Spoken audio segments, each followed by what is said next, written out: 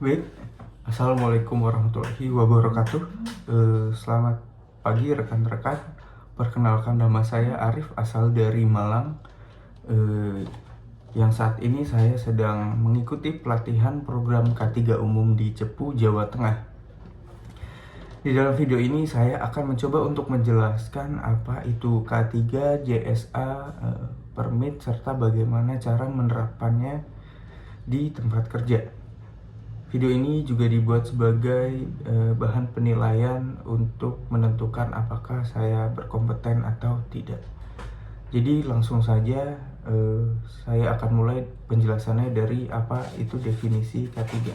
Jadi definisi K3 secara keilmuannya itu adalah sebagai upaya untuk pencegahan dari kecelakaan kerja atau penyakit akibat kerja, juga seperti pencemaran lingkungan, kebakaran, dan peledakan gitu.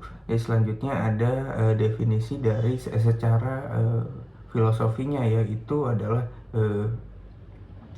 sebagai upaya untuk menjamin kesehatan jasmani dan rohani para pekerja atau tenaga kerja gitu. Selanjutnya untuk landasan hukumnya, undang-undang yang menjadi rujukan terkait dengan keselamatan dan kesehatan kerja itu ada pada Undang-Undang Nomor 1 Tahun 1970 tentang keselamatan kerja. Jadi undang-undang ini mengatur tentang hak dan kewajiban pimpinan dan para pekerja untuk dilaksanakannya prosedur keselamatan kerja ini tersebut. Lalu apa saja sih hak dan kewajibannya? Ini sudah ada di pasal 12 tentang hak dan kewajiban. Yang pertama itu pekerja harus menginformasikan atau memberikan keterangan kepada petugas atau pengawas atau petugas ketiganya yang ada di tempat. Jadi misalnya pekerja itu melakukan pekerjaan pengelasan atau welder, dia harus melaporkan setiap pekerjaannya kepada petugas yang terkait seperti ahli K3 atau pengawasnya. Yang kedua adalah memakai alat pelindung diri yang diwajibkan. Jadi wajib hukumnya untuk para pekerja itu memakai alat pelindung diri di tempat kerja, seperti memakai helm atau memakai sepatu safety, atau seperti memakai body harness ketika pekerja tersebut melakukan pekerjaan di ketinggian.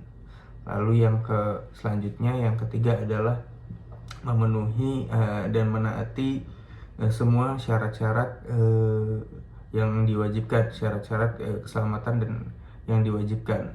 Lalu yang keempat ada meminta kepada pengurus atau pengawas agar dilaksanakannya syarat-syarat keselamatan dan kesehatan kerja yang diwajibkan.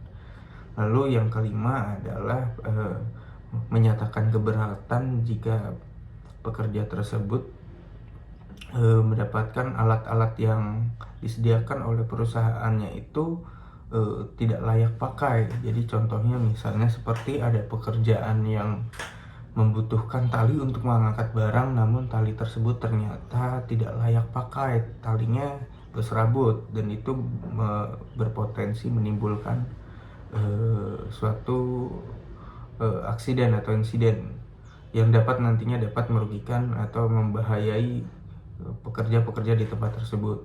Itu para pekerja bisa menyatakan keberatan kepada pengawas atau pimpinan setempat. Lalu tujuan penerapan K3 berdasarkan Undang-Undang Nomor 1 Tahun 1970. Apa sih tujuannya? Yang pertama, untuk melindungi dan menjamin keselamatan setiap tenaga kerja ataupun orang-orang yang ada di tempat kerja tersebut. Lalu yang kedua adalah menjamin sumber produksinya itu bisa dipakai secara aman dan efisien. Yang ketiga adalah meningkatkan kesejahteraan dan produktivitas nasional.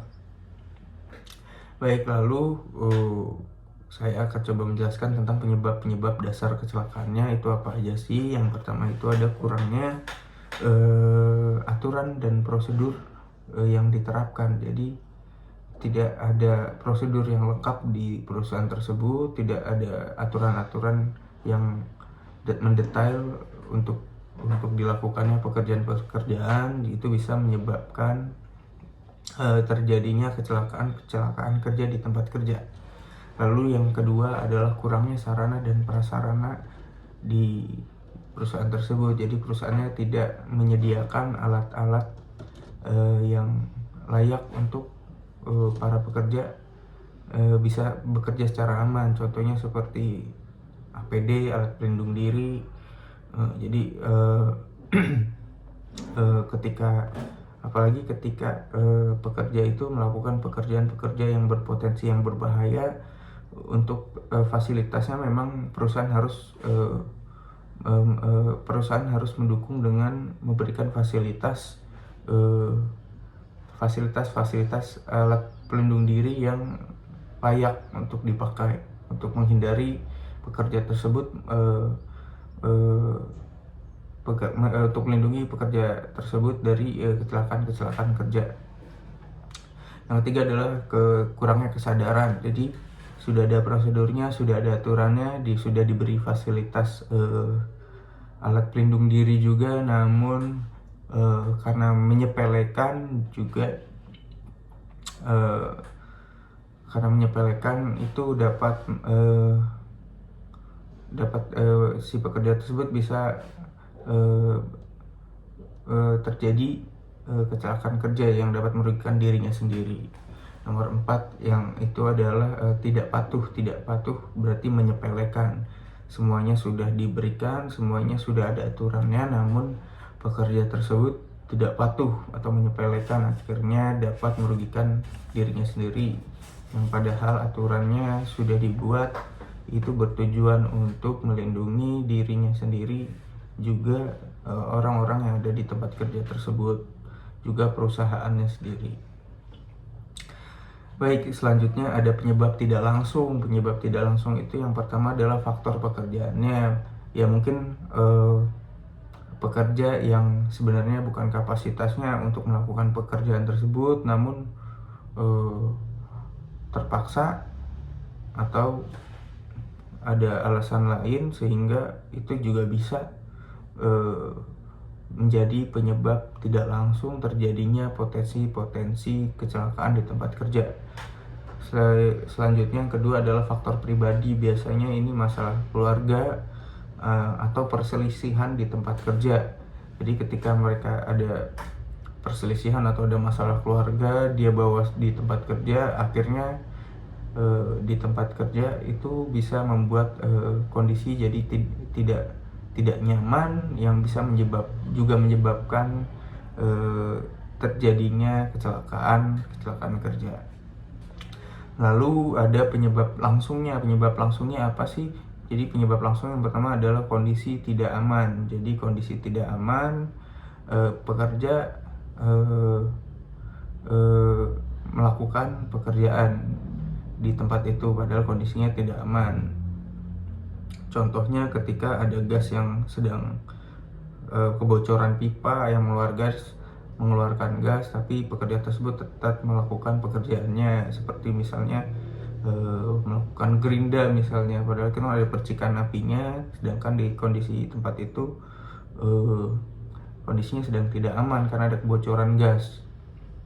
Itu bisa dapat membahayakan dirinya sendiri dan orang lain di tempat itu. Yang kedua ada tindakan tidak aman. Tindakan tidak aman ini ya tindakan-tindakan yang dapat merugikan lah istilahnya. Jadi setiap para pekerja itu melakukan pekerjaannya itu tanpa melihat aturan-aturan yang sudah ada di situ,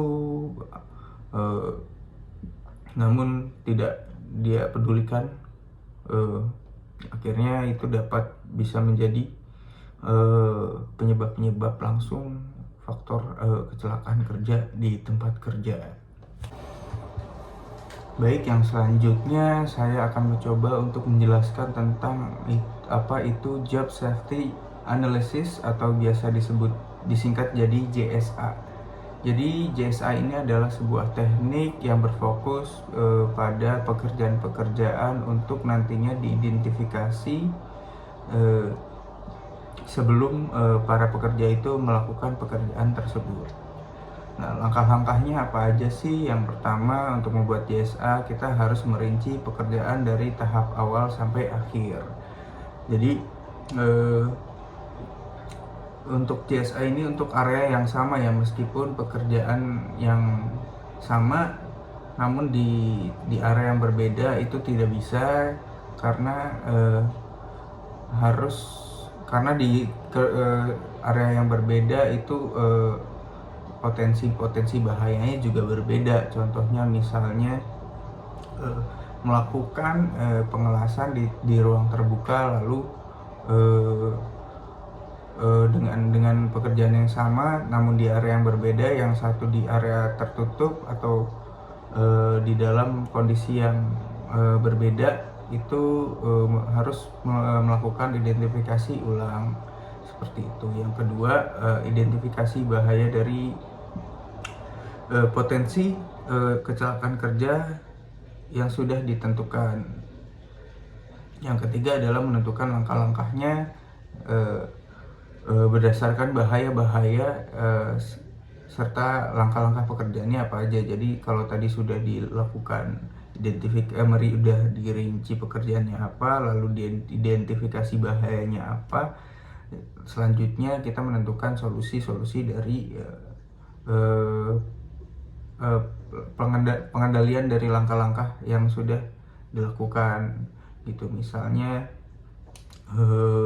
bekerja di ruang tertutup, itu harus dikeluarkan dulu gasnya menggunakan blower hingga mencapai titik standar tertentu seperti itu. Siapa sih yang membuat JSA ini? Jadi yang membuat JSA ini adalah pegawai atau pengawas yang kompeten, yang memiliki kapasitas di pekerjaan tersebut. Jadi mereka yang bisa membuat proses administrasi JSA tersebut seperti itu.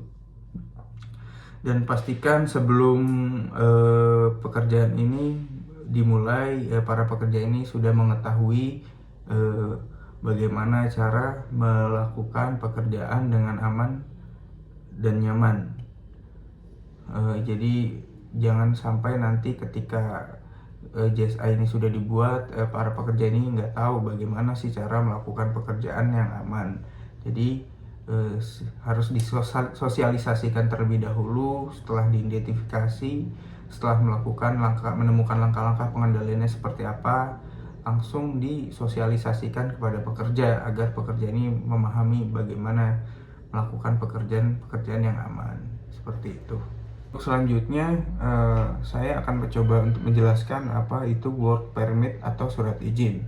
Jadi sebenarnya surat work permit atau surat izin ini adalah sebuah dokumen atau surat tertulis yang digunakan untuk mengontrol jenis-jenis pekerjaan sesuai dengan potensi-potensi bahaya di setiap pekerjaannya.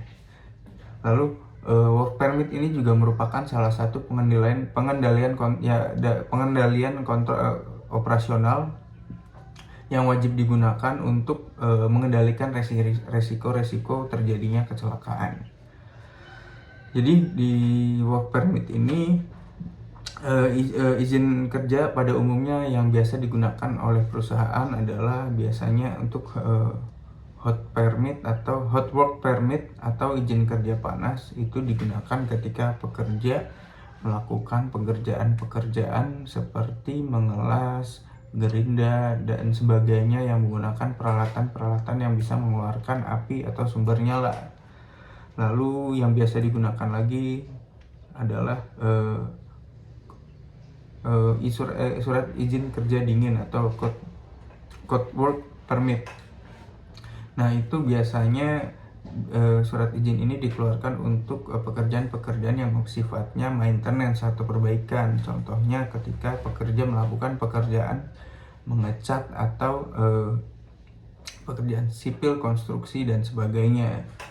Juga ada ketika pekerja ingin melakukan pekerjaan di tempat kerja di tempat ketinggian, juga ada izinnya, namanya surat izin bekerja di ketinggian. Terus juga ada ketika para pekerja ini ingin melakukan pekerjaan di tempat yang terbatas atau di ruang seperti di dalam tangki, itu juga ada surat izinnya tersendiri. Juga ada untuk surat izin kelistrikan, juga ada surat izin untuk penggalian tanah. Jadi masing-masing surat izinnya berbeda-beda tergantung setiap pekerjaan yang si pekerja lakukan, seperti itu. Terus siapa sih yang mengeluarkan surat izin ini? Jadi yang bisa membuat surat izin ini adalah bagian supervisor atau pengawas atau petugas yang berkait dengan itu. Lalu isinya apa saja sih yang di dalam surat itu? Jadi isinya tentang siapa yang melakukan pekerjaan tersebut, potensi-potensi bahayanya apa saja yang ada di tempat itu tertulis di dalam surat itu. Lalu beberapa waktu yang diberikan untuk mengerjakan pekerjaan tersebut, seperti itu. Lalu memang untuk setiap pekerjaan ini berbeda-beda karena sesuai dengan potensi resikonya masing-masing. Jadi dari petugas ketiganya harus sebelumnya sudah mengidentifikasi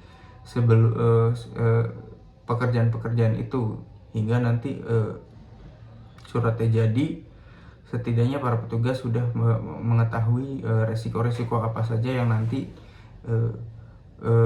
akan terjadi, dan para petugas yang terkait seperti K3 dan pengawas juga sudah bisa menemukan pengendaliannya, caranya seperti apa. Kira-kira seperti itu. Baik, itu saja yang saya ketahui sesuai dengan materi yang diberikan oleh para tutor kami di kelas. Untuk kurang lebihnya saya mohon maaf. Wassalamualaikum warahmatullahi wabarakatuh.